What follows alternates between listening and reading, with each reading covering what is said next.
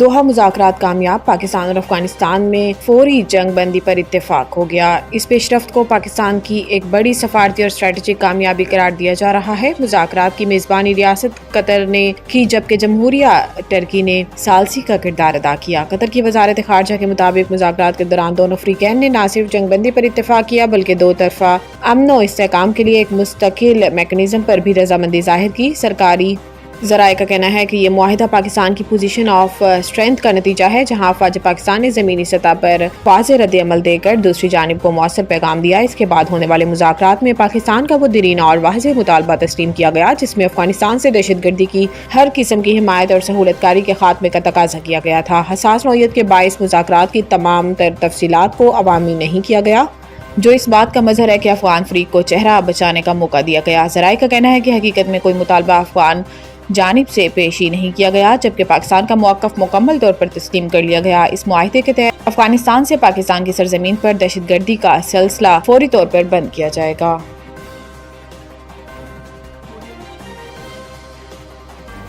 1.2 ارب dollar کی اگلی IMF قسط دسمبر تک ملنے کی توقع ہے۔ وزیر خزانہ محمد اورنگزیب دورہ امریکہ پر ہیں، جہاں انہوں نے 20 وزارتی اجلاس میں شرکت کی اور لاس اینڈ ڈیمیج فنڈ کو فوری طور پر فعال کرنے پر زور دیا۔ وزیر خزانہ کی انٹرنیشنل فائنانس کارپوریشن کے مینیجنگ ڈائریکٹر مختار ڈیوب سے ملاقات ہوئی، جس دوران وزیر خزانہ نے امید ظاہر کی ہے کہ ایگزم بینک جلد ریکارڈ ایک منصوبے میں شمولیت اختیار کرے گا۔ محمد اورنگزیب کی JP مورگن کے سینئر انتظامی وفد سے بھی ملاقات ہوئی، جس دوران دو طرفہ شراکت داری کو مزید فروغ دینے کی ضرورت پر زور دیا گیا۔ واشنگٹن میں پریس کانفرنس کرتے ہوئے وزیر خزانہ محمد اورنگزیب نے کہا کہ IMF ایگزیکٹو بورڈ جلد اجلاس میں معاہدے کی منظوری دے گا اور پاکستان کو 31 دسمبر تک IMF سے 1.2 ارب ڈالر کی قسط ملنے کی توقع ہے۔ انہوں نے کہا کہ IMF پاکستان پر قومی مفاد کے خلاف کوئی شرط عائد نہیں کر سکتا۔ IMF پروگرام کے تحت کی گئی اصلاحات نے معیشت کو مستحکم کیا اور اب تک تمام اصلاحات پاکستان کی اپنی معیشت ترجیحات کے مطابق ہیں۔ ٹیکس کلیکشن بڑھانے کے لیے پنجاب ریونیو اتھارٹی میں اسپیشل یونٹ قائم کرنے کا فیصلہ کر لیا گیا ہے۔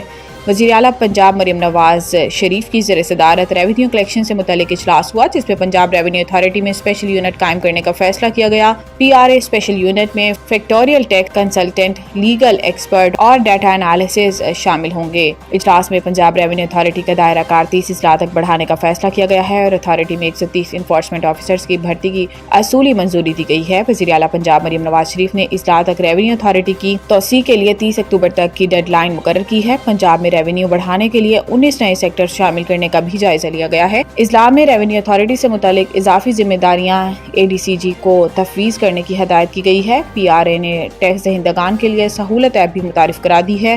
وزیر اعلیٰ پنجاب مریم نواز شریف نے ٹیکس ریونیو میں شفافیت یقینی بنانے کی ہدایت کرتے ہوئے کہا کہ ایمانداری سے ٹیکس ادا کرنے والوں کو پریشان نہ کیا جائے، نئے سیکٹر متعارف کرائے جائیں۔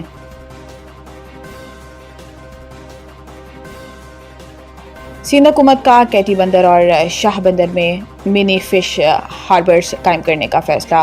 کراچی سندھ حکومت نے کیٹی بندر اور شاہ بندر میں منی فش ہاربرز قائم کرنے کا فیصلہ کیا ہے۔ وزیر اعلیٰ سندھ مراد علی شاہ سے وزیر ماہی گیری محمد علی ملکانی اور سیکرٹری ماہی گیری کی ملاقات ہوئی، جس دوران کیٹی بندر اور شاہ بندر میں منی فش ہاربرز قائم کرنے کا فیصلہ کیا گیا ہے۔ وزیر اعلیٰ نے کہا کہ کیٹی بندر اور شاہ بندر ماضی میں اہم قدرتی بندرگاہیں رہی ہیں، منصوبوں سے مالی استحکام اور بہتر روزگار حاصل کر سکیں گے۔ مراد علی شاہ نے کہا کہ دونوں اضلاع شہر کے قریب اور موٹر وے اور نیشنل ہائی وے سے منسلک ہیں۔ منصوبہ سندھ کے ماحولیاتی طور پر مستحکم اور پائیدار ترقیاتی ویژن کا حصہ ہے۔ وزیر اعلیٰ سندھ نے کہا کہ پہلے مرحلے میں منی فش ہاربرز اور دوسرے مرحلے میں مکمل بندرگاہیں ہوں گی۔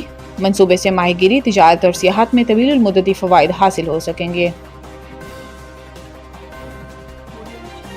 اسموگ کے باعث لاہور میں شہریوں کو غیر ضروری طور پر گھروں سے باہر نہ جانے کی ہدایت۔ اسموگ مانیٹرنگ سینٹر کے مطابق مشرق سے آنے والی ہواؤں کی زد میں آج اوسط AQI 195 سے 210 تک رہنے کا امکان ہے۔ صبح کم درجہ حرارت کے باعث آلودہ ذرات زیادہ دیر فضا میں معلق رہیں گے۔ زیادہ فضائی آلودگی کی زد میں آنے والے علاقوں میں اینٹی اسموگ گنز استعمال کی جائیں گی۔ یاد رہے کہ گزشتہ روز ہی پنجاب کی سینئر وزیر مریم اورنگزیب نے سوشل میڈیا پیغام میں بتایا تھا کہ کانہا لاہور میں پہلی اسموگ گن کا استعمال کیا گیا، جس سے فضائی آلودگی میں 70% کمی آئی اور ایئر کوالٹی انڈیکس 666 سے 170 AQI تک گری۔ مریم اورنگزیب کا کہنا تھا کہ اسموگ گنز کا استعمال فضائی آلودگی سے زیادہ متاثرہ علاقوں میں کیا جائے گا۔ سہ ملکی ٹی20 سیریز کرکٹ زمبابوے نے پی سی بی کی دعوت قبول کر لی۔ سہ ملکی ٹی20 سیریز کے لیے کرکٹ زمبابوے نے پاکستان کرکٹ بورڈ کی دعوت قبول کر لی۔ ذرائع نے بتایا ہے کہ افغانستان نے سہ ملکی سیریز میں حصہ لینے سے انکار کر دیا تھا، جس کے بعد پی سی بی نے مختلف بورڈز سے رابطہ شروع کر دیا تھا۔ پاکستان زمبابوے اور سری لنکا کے درمیان ٹی20 تین ملکی سیریز نومبر میں ہوگی۔ تین ملکی سیریز 17 سے 29 نومبر تک راولپنڈی اور لاہور میں کھیلی جائے گی۔ پاکستان اور زمبابوے کا افتتاحی میچ 17 نومبر کو راولپنڈی میں کھیلا جائے گا۔ سری لنکا اور زمبابوے کا میچ 19 نومبر کو راولپنڈی میں شیڈیول لاہور کا قذافی اسٹیڈیم 5 میچز کی میزبانی کرے گا۔